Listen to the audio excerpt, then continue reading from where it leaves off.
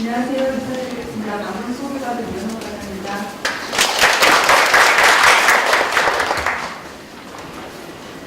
멀리 강원에서 오셨는데요. 강원도가 이쪽이 따뜻한가요? 아니면 어떤가요? 굉장히 따뜻하다가 쌀쌀한데 이렇게 만나게 돼서 정말 반갑습니다. 원래 3월은 봄이 오는 대열이기도 하지만 우리가 개인적으로는 회사 일을 모으는데 좀 새롭게 시작돼서 아이들도 태양권, 입학, 그리고 좀 인사이동도 있고 그래서 사실 정신없이 봄이 오는지 마는지도 모르게 봄이 오는가 싶다 하면 벌써 막 더워지기 시작하는 그런 때인 것 같습니다. 그래서 여러분도 사실 굉장히 바쁘실 텐데 1박 2일 이렇게 시간을 이용 계셨으니까 같이 참여하신 분들하고도 조금 많이 친해지시고 그 다음에 좀 봄을 느끼시고 여유를 찾는 그런 시간이 되셨으면 좋겠습니다. 제가 지금부터 짧은 시간 말씀드릴 건데요. 지역산업 고용정책 추진 방향입니다. 근데 우리 지역마다 다 특징이 있긴 하겠지만 기본적으로 우리나라의 노동시장이나 전체적인 정부의 고용노동 정책의 흐름을 여러분들께서 좀 아시고 또 지역의 문제를 좀 고민하시면 이게 서로 잘 조화가 되지 않을까 싶어서 좀 전체적인 고용정책 방향에 대해서 좀 더 말씀을 드리려고 합니다. 우리나라 노동시장의 현주소입니다. 작년에 굉장히 대통령님부터 저희 장관님까지 노동시장을 개혁해야 되고 노동시장 4법, 5법에서 4법으로 타협점을 내놨는데 4법을 통과시켜야 된다라고 많이 이야기를 했죠. 그러면 노동시장이 어떻게 뭘 개혁한다는 건지 사실 국민들 입장에서는 혼돈이 있을 수 있는데요. 사실은 여러분들께서 혹은 여러분들의 주변 분들이 국민들이 체감하고 있는 약간의 불만 아니면 좀 불공정함, 부당함을 지금 이렇게 숫자로 나타냈다고 보시면 됩니다. 우리나라는 여러분 공무원도 그렇지만 호봉제, 연공급 임금 체계를 가지고 있습니다. 그런데 이런 연공급 임금 체계가 세대 간 불평등성을 나올 수 있는 거죠. 우리나라의 청년과 그다음에 중장년층의 이 임금 격차가 임금 차이가 3.2배로 세계 최고 수준입니다.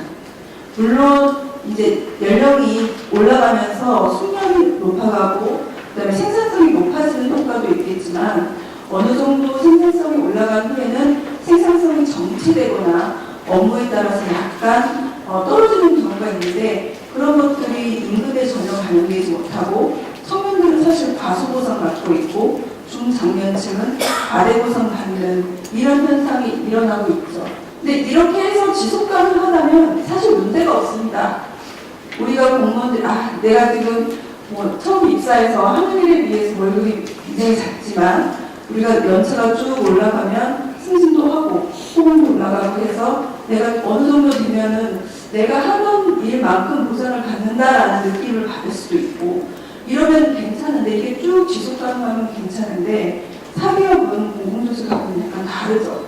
그렇기 때문에 그게 지속 가능하지 못하는 거고 성장의 발목을 잡게 되는 그런 지경에까지 우리나라가 이르렀다고 판단을 하는 겁니다. 두 번째는 대기업 노사의 다막적 임금 보증이다. 여러분들 너무 잘 아시겠지만 원청 근로자의 임금과 협력사의 임금 더군다나 같은 사내하도급이라는 건 같은 공장 바운드리 안에서 일을 하는 근로자인데도 이렇게 차이가 나죠. 근데 사실은 그러면 원청 근로자의 생산성이 높으냐?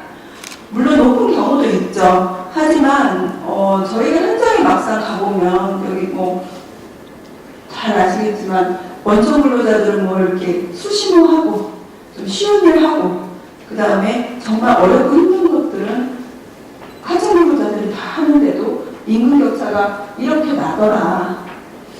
그 원청이 막대한 영업이익을 얻었는데도 특히 2차 협력사 같은 경우에는 최저임금을 주기 급급한 게 우리나라 지금 노동시장의 현실입니다. 그리고 재작년부터 통상임금 관련해서 굉장히 갈등이 심화되고 있고 아직 법적으로도 정리가 덜 됐죠. 그 다음에 근로시간이 과도한 거는 우리도 마찬가지고 또 의외로 해고를 둘러싼 다툼도 굉장히 많습니다. 요즘 근로자들은 네이버만 닫히면 내가 약간 부당하다고 하면 사유가 쫙 나오죠.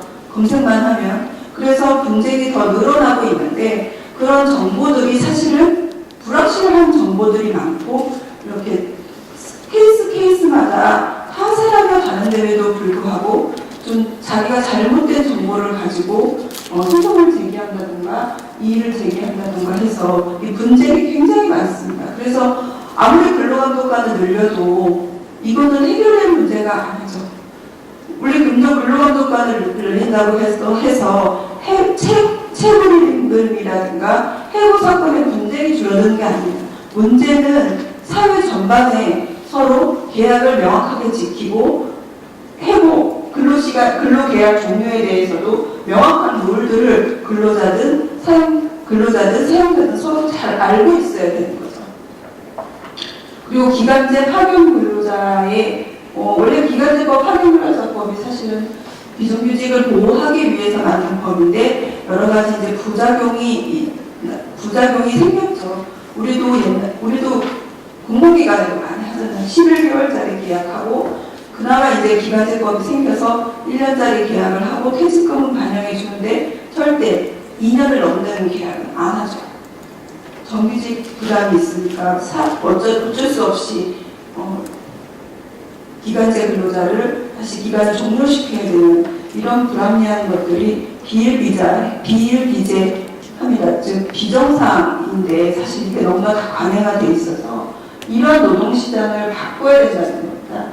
이러한 노동시장을 가지고 있으니까 우리나라 고용구조가 악화돼서 자꾸 외주화되고 청년들이 어느 정도 중간 정도 괜찮은 일자리를 찾을 수 없게 되고 공기업하고 대기업, 중소기업 간의 임금 격차는 점점점 늘어나고 청년들의 진학률은 70%에서 더 이상 떨어지지 않고 있고 양질의 일자리 수는 더 늘어나지 않고 있죠. 이제는 기계가 대체로 4차 혁명 이야기가 나오고 최근에 알파고 때문에 다들 내 일자리가 언제 없어질지 모르겠다 이런 두려움을 많이 갖고 있는 분들도 있는데 이 양질의 일자리가 이렇게 점점 줄어들고 있죠. 또 금년에는 정년 60세가 시행되는 해입니다.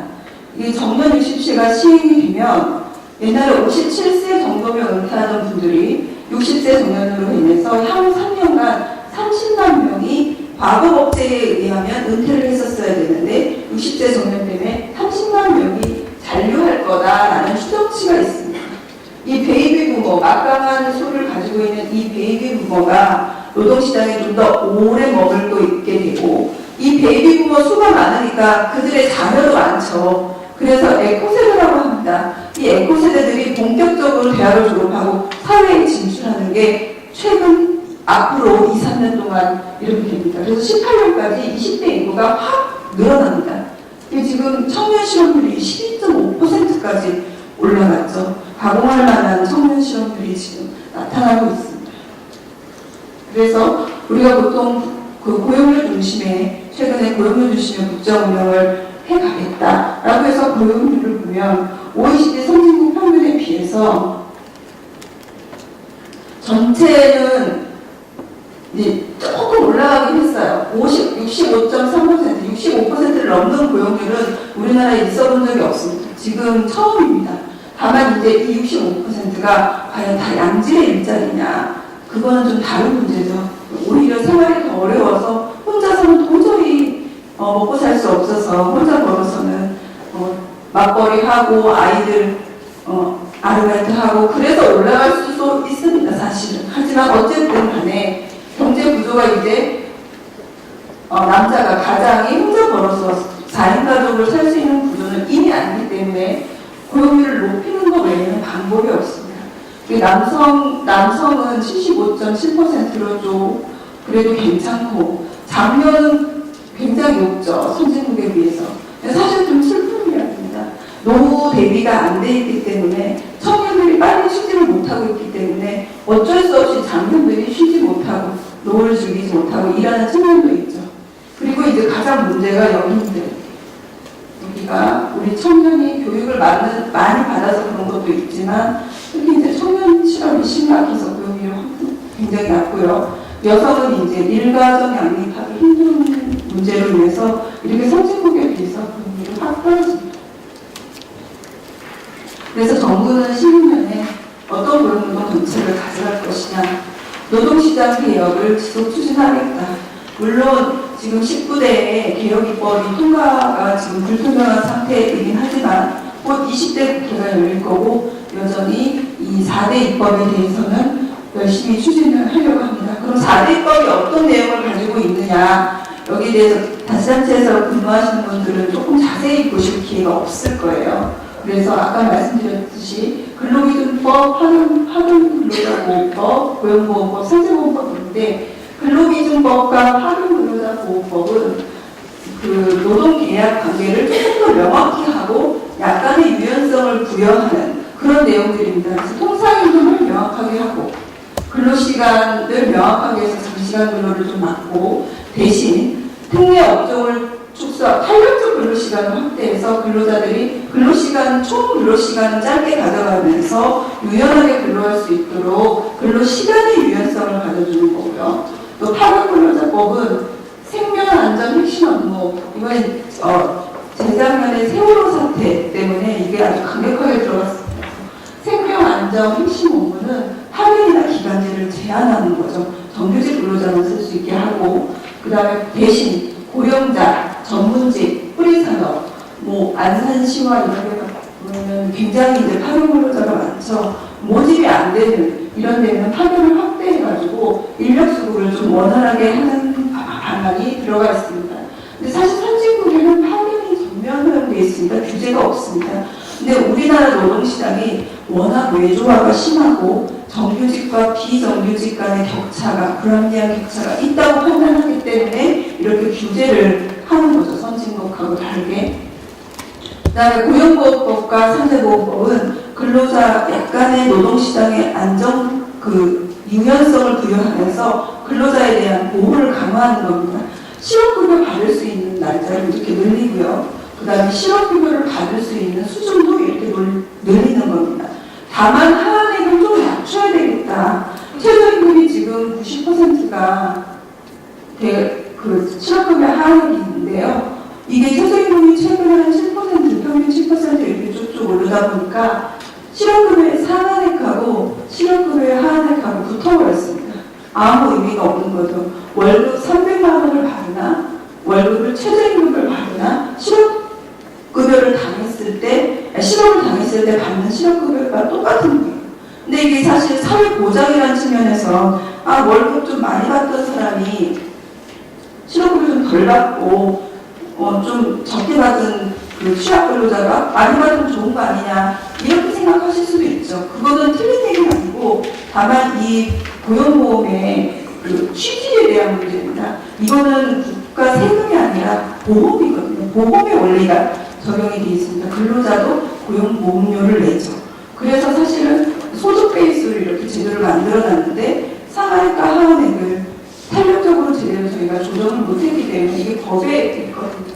그러니까 이게 사실 법을 고치기가 굉장히 어렵습니다. 환경노동위원회 통과하기가 물론 더 주는 거는 아무도 여야 의견 반대를 하지 않습니다. 근데 실업급여를 약간 깎는 데 있어서는 워낙 저항이 세고 해서 지금 잘 안 되고 있는데요. 다만 이거를 해야 되는 게 이제 저임금 근로자 같은 경우에는 그냥 내가 일을 할 필요가 없는 거예요. 실업급여 받는 게 더 나은 거죠. 일 안 하고. 월급 받아서 점심도 먹어야 되고 출퇴근하려면 버스비도 내고 해야 되는데 그것저것 따지면 내 돈, 내 주머니에 오는 게 차라리 실업급여 받는 게 나은 거죠. 그러니까 그 근로 요인이 확 떨어지는 겁니다. 그래서 이것도 시급히 개선을 해야 됩니다. 상세보험은 중요한 게 이제 출퇴근제 보상입니다. 공무원 같은 경우에는 출퇴근제 보상이 있는데 일반 근로자는 없죠. 그래서 공무원과 유사한 수준으로 법 안에 들어가 있습니다. 그래서 이거는 법이 통과되어야만 이런 것들을 할 수 있는 거고요. 2대 행정지침은 언론에서 이제 반대하는 측에서 많이 얘기하는 시행회고, 그 다음에 취업 규칙도 마음대로 사용자가 바꿀 수 있다. 이렇게 알려진 내용들인데 사실 법원은 그렇지는 않습니다.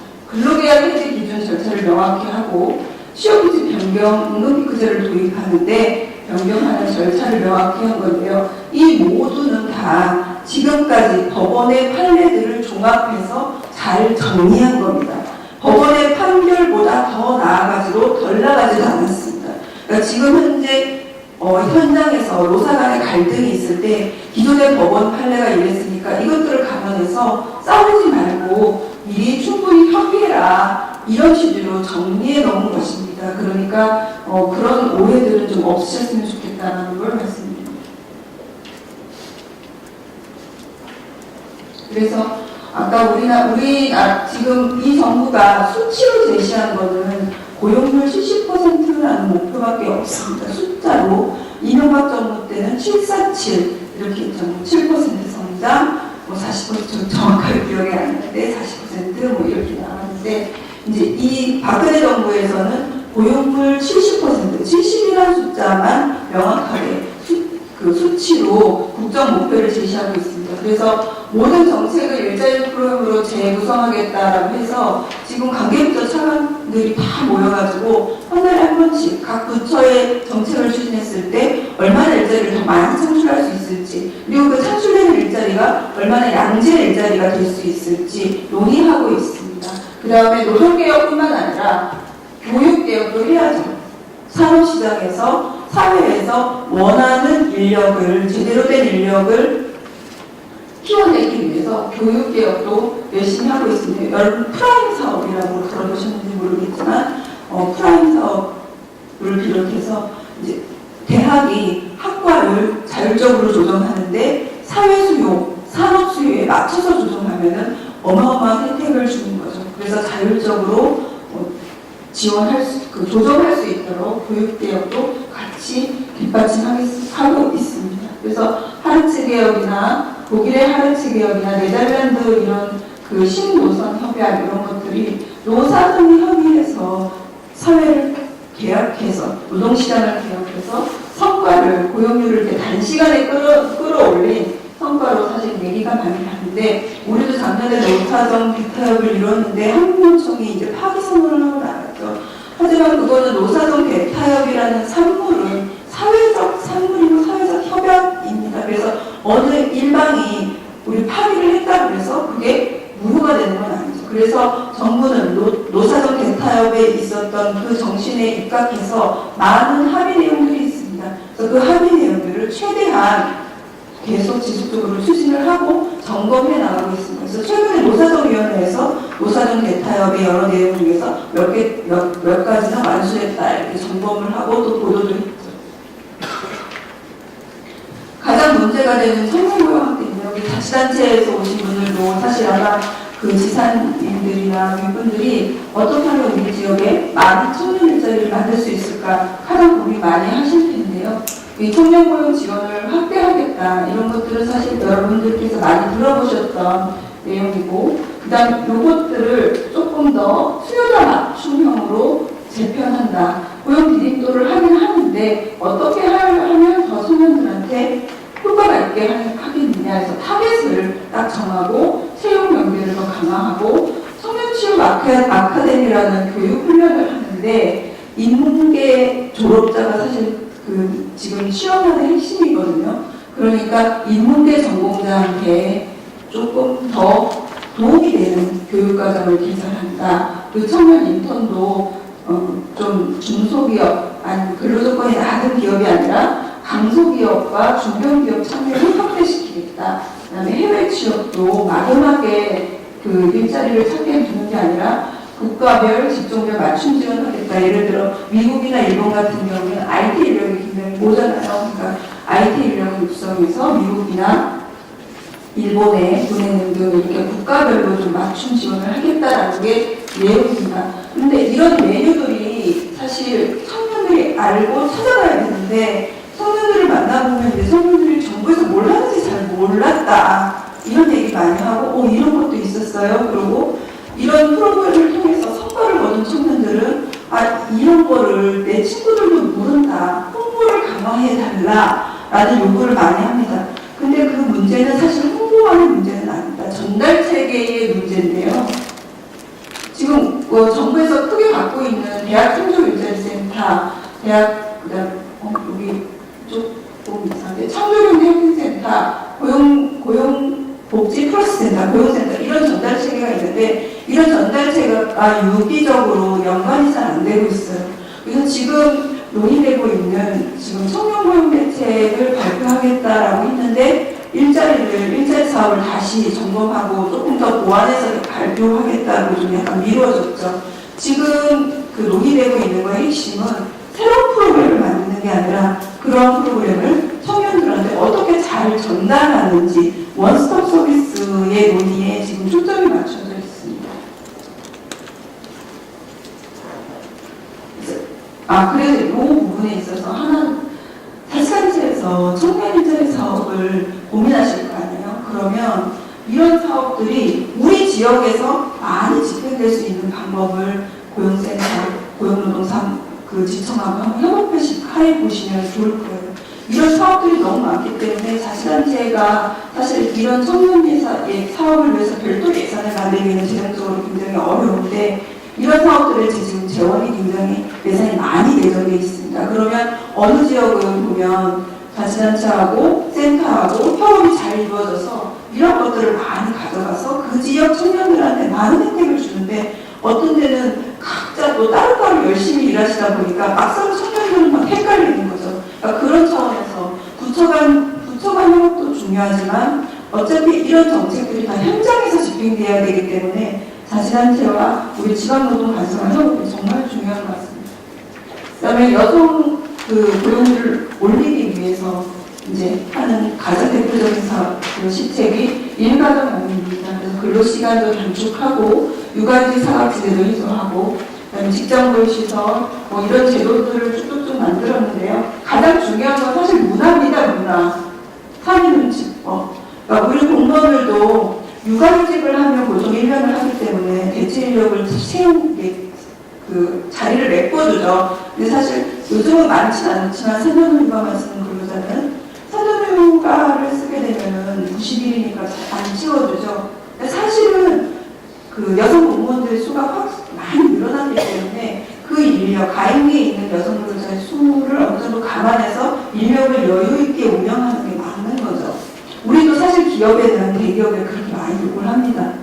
우수한 여성 인력을 쓰기 위해서는 인력을 약간 여유 있게 운영해서 대체 인력을 자꾸 해줘야지 너희들이 우수한 여성 인력을 확보해서 성과를 낼 수 있다 라고 얘기를 하지만 사실 공공부문도 그렇게 못하고 있었죠. 그런데 이제 올해부터는 정부하고 공공부문이 이렇게 육아휴직의 일정 비율을 반영해서 운영하기 시작했습니다. 그래서 우리 공공부문 더 솔선수범해서 민간에도 이런 것들을 확산시키면 이 자체가 고용률을 늘리는 방법이기도 하고 양질의 일자리를 또 나누는 방법이기도 하고 여성 근로자들 또 남성 근로자들 일 가정 양립을 잘 할 수 있는 가장 기본적인 방법이죠.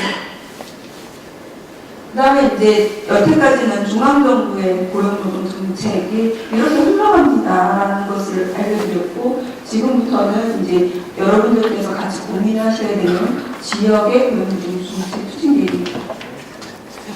금년에 새로 혁신 프로젝트라는 것을 만들었습니다. 지역산업 일자리 창출 사업이 나름대로 의미가 있었고 지난 10년간 그다음에 좋은 성과를 내왔는데 너무 이렇게 조각조각 흩어져서 훈련 사업 중심으로 운영이 되다 보니까 여러분들은 필요해서 제안을 했고 선택해서 성과를 냈다라고 생각하시죠. 그것도 이제 맞는 말씀인데 전체적으로 거시적으로 보면은 너무 훈련 사업에 이게 집중이 되다 보니까 고용노동부가 원래 하는 기존의 단위훈련 사업과 차별성이 없다. 그리고 훈련만 시키면 뭐하냐? 훈련을 시키면 일자리가 있어야 되는 거죠. 훈련은 고용의 한 파트지 훈련이 고용 서비스나 그 일자리에 독립돼서 존재할 수 있는 건 아니니까 조금 더 창의적인 지역의 일자리 사업을 해야 되겠다. 그러려면 단연간 지원도 해야 되고 1년에서 끝나는 게 아니라 장기 지원도 해야 되고 그 다음에 예산의 볼륨도 커져야 되겠다라는 문제의식으로 혁신 프로젝트 프로젝트를 이번에 처음으로 시행합니다. 그래서 인력 양성이 있기는 한데 인력 양성은 사실 혁신 프로젝트의 예산보다는 기존의 그 안에 있는 고용노동부나 아니면 그 외에 그 지역 내에 인력 양성 사업들을 감안해서 하고 이 인력 양성과 고용 서비스, 고용 환경 개선, 그다음에 예외적으로는 인건비 지원, 기타 이런 자율적인 창업이라든가 기업 홍보, 기술 개발 이런 것들에 종합적으로 쓸 수 있는 예산이라서 제한이 없습니다. 다만 이런 예산들은 골고루 나눠드리지는 않을 겁니다. 그리고 광역단위 중심으로 신청을 하게 돼 있기 때문에 저희가 그 심사를 할 때 광역과 기초 간에 얼마나 잘 협업해서 그 사업들이 의미가 있게 되는지 또 심사를 할 거예요. 그러니까 기초자치단체랑 광역자치단체랑 잘 협의하셔서 사업을 만드시면 좋겠습니다. 그래서 정말 성과가 있는 데는 예산이 확 갈 수 있고요. 성과가 없는 데는 예산이 전혀 안 갈 수 있습니다. 골고루 나눠드리는 게 절대 아니다. 왜 그러냐면 이렇게 좋은 케이스가 이렇게 확 하나 생기면 우리 잘하는 거 있잖아요. 벤치마킹. 근데 이제 그냥 처음부터 쫙 끌어들이면 그냥 비슷비슷한 그렇게 되는데 이왕 성공 사례를 잘 만들어서 벤치마킹 할 수 있도록 유도를 하는 거고 사실 더 중요한 건 벤치마킹이 아니라 창의적으로 선도해 나가는 거죠. 근데 여러분들이 속해 계신 자치단체가 좀 선도할 수 있는 자치단체가 되기를 제가 기대하겠습니다. 그리고 산업단지의 지원 사업이 각 구청마다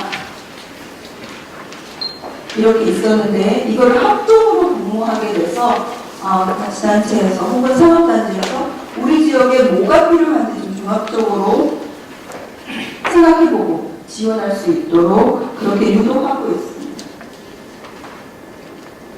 이것도 3번로 새로 이번에 제도를 시스템을 구축을 했는데요. 최근에 철강, 조선, 석유화학, 해운 이렇게 우리나라의 근간을 이루었던 성장의 주축을 이루었던 그런 기간 산업들이 약간 아니라 조금 많이 어렵고 있습니다. 그래서 근로자들의 고용 조정이 금년 하반기부터는 조금 본격적으로 일어날 것 같다라는 예측들을 많이 하십니다. 그리고 이러한 불황이나 업황의 악화가 어느 정도 1, 2년만 좀 참으면 다시 살아날 수 있는 그런 거기다 그렇다고 그렇다기보다는 이제 기술이 발전해서 또 사업의 내용들이 약간 바뀌고 중국이 급속적으로 성장하고 또 저유가가 언제까지 갈지 잘 모르겠고 이런 좀 불확실성이 굉장히 길어져서 약간의 구조적인 문제를 가지고 있다라고 전문가들이 판단을 합니다. 그래서 좀 단기간에 극복하기는 어렵겠다. 그래서 우리가 그 쌍용자동차 사태도 있었고 이게 대량 고용 변동에 있어서 아픈 기억이 많죠. 그러니까 노사관계도 많이 악화되고 그런 것들을 좀 전철을 밟지 않고 미리미리 준비하자라는 의미에서 이런 내용들을 만들었습니다. 미리 위기를 파악해서 패키지로 잘 지원하자. 아주 단순합니다. 근데 이제 여러분들이 하게 될 거는 여러분들의 지역 내에 우리 지역 내에 어떤 회사들이 어떤 산업들이 좀 굉장히 업황이 안 좋은지 이런 것들을 파악하셔가지고 우리 고용센터랑 잘 협업해서 이왕이면 조금 그 어려움을 당한 근로자들이 마음을 좀 위로받으면서 제대로 지원받을 수 있도록 서비스하자는 그런 취지입니다. 협조 상황을 저희가 제가 중간중간에 말씀을 드렸는데요. 간략하게 다시 한번 리뷰를 하면 이런 사업들이 지금은 이제 하나씩 되는 게 아니라 다 이렇게 패키지로 운영이 되니까 종합적인 점검을 해주시라. 그리고 고용노동부랑 지청이랑 많이 협업을 해주시라. 그 다음에 모니터링도 우리 지역이 이렇게 안 좋다라고 하면은 그 시나 도 차원에서만 검토하시지 말고 고용노동청이랑 고용노동부가 가지고 있는 툴로 우리 지역의 주민들한테 어떻게 서비스를 할 수 있는지 협업해 주시라. 그 다음에 이런 것들이 결국은 그 핵심 키워드는 협업입니다. 협업하고 서로 공감하는 거. 그래서 오늘 이제 제가 말씀드릴 것은 거의 다 끝났는데요. 오늘 오후에도 이렇게 같이 팀빌딩 하는 시간도 있고, 친밀 시간이 있는데, 저도 좀 되게 쑥스러움을 많이 타는 성격이라서 옛날에 그런 거 잘 참여 안 하고 막 도망다니고 그랬었는데, 제 손해더라고요. 오히려 도망다니는 사람 손해더라고요. 그러니까 조금 어색하셔도 적극적으로 참여하셔서 지역에 있는 분들하고 많이 친해지시고, 또 친해지면 또 업무도 잘 되잖아요. 짜증도 덜 내고, 그러니까 좀잘 서로 사귀고 이해할 수 있는 시간이 되셨으면 좋겠어요. 질문 있으시면 감사하겠습니다. 예, 없으면 제 강의는 이걸로 마치겠습니다. 좋은 시간 되시길 바랍니다.